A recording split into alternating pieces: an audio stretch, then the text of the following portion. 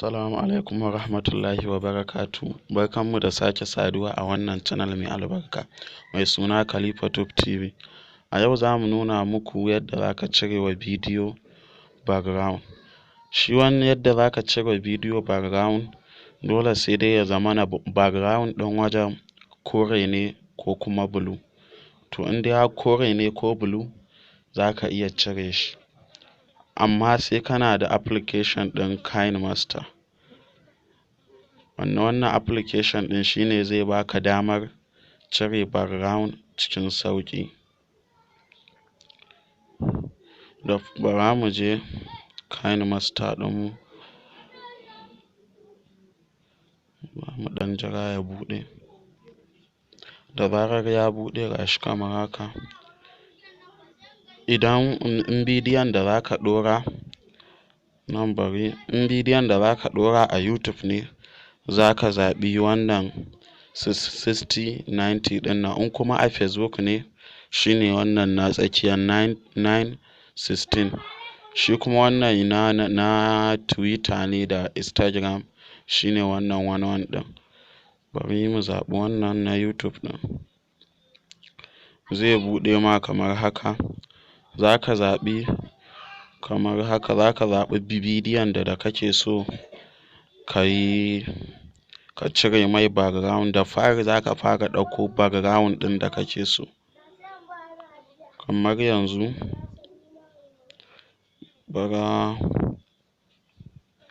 mu zaɓi wani bidiyo, bari mu ɗauko a cikin nan.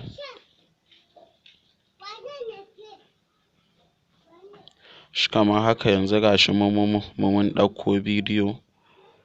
To bara idan muna so mu ɗora wani abu za mu danna nan layer inda aka sa layer ɗin nan, za mu taɓa. Ga can sama an sa media, za mu taɓa nan sai mu ɗauko shi ainihin bidiyon da muke so mu cire mai background ɗin. Shi kamar haka gashi nan. Gashi nan bari mu buɗe shi. Kaga dai haka dai gashi dai ga dai subscribe amma kuma iya cikin koren abu. To za mu janyo nan gefe za mu yi haka. Gashi nan inda aka sa Chrome key ɗin nan. Chrome key za mu shiga, za mu buɗe shi. Gashi nan ga koren nan ya fita, ga kuma ainihin asalin bidiyon bayan ya fito. Gashi nan bari za ka danna wannan alamar good ɗin.